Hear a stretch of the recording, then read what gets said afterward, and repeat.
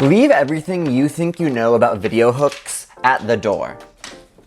Right there. Leave it. Because if your channel growth isn't exponential, you're doing something wrong. And that's not an attack, that's just what the data is telling you, albeit maybe not as directly. So today I'm gonna share with you guys one of the most important things you can do today to make your YouTube analytics look like this instead of like this. And we're gonna take a look at creators who have used the same exact strategy to gain millions of followers just by talking and spinning a ball of yarn. All right, so let's talk. The video hook is a really important element of your video because even if your video is the most amazing video ever, if you don't hook them at the beginning, they're not gonna get there. And everyone knows that a video hook's important, but how do you actually make a good one? I think a lot of people think about it in just terms of the words that they're saying, but it actually is much more than that. To me, a great video hook grabs the viewer not just through words, but through visuals, sounds, tone, and hints. And you can even see each of these in the hook that I made at the beginning of the video. Leave everything you think you know about video hooks at the door. Obviously, the hook that I made is a lot more stimulating than if I had just said, leave everything you think you know about the video hook at the door. So why is that? So firstly, let's talk about the visuals. There is movement in the hook that I made. Movement can capture the attention of the viewer, and that is why a lot of YouTubers and content creators use things like crops, zoom jump cuts, or even daily vlogging where you're moving the camera around itself and it's not on a tripod adds movement. But that doesn't just have to be with editing. That can also be with things you actually do physically in the video. Like for me, that is starting with a piece of paper in the beginning, which is not something that you expect from a first shot in a video, then ripping it and then throwing it over my head. Obviously, this is a pretty over-the-top example, but I think it is effective. It keeps the eyes moving and it also starts the video with a bang, which is something that you need to do. Secondly, let's talk about sounds.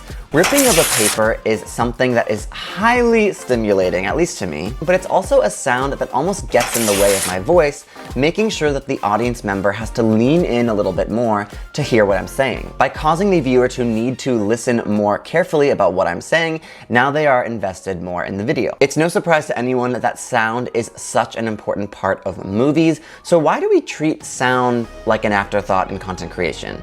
Just something to think about. Thirdly, the tone of the video is something that I think is really important too. With the opening, I'm addressing you, specifically the viewer, by telling you to leave everything you think you know about the video hook at the door. Using words like you and looking at the camera makes the viewer feel like I am talking to you, I know your struggles, I know what's getting in the way of your YouTube success, and I'm being very forthright that maybe you're not doing exactly the right thing and you could level up your content. It makes the person wonder, what am I doing wrong? And while I don't want you to feel like you're in trouble listening to that opening, I do want you to start thinking critically about your own content and thinking about how maybe my video could help you level that up. And lastly, you want to give people a hint as to what they're going to come away with by watching your whole video. But don't just take it from me, let's look at some other examples of content creators who have used this strategy and gotten millions of followers. So firstly, let's start with Monet Nejon. She is a crochet artist and storyteller and has a TikTok account with over 3 million followers. And I bet you can see why right when you click on one of her videos. I'll never forgive my oldest brother for doing this. Now granted, I don't tell a lot of stories about my oldest brother because one,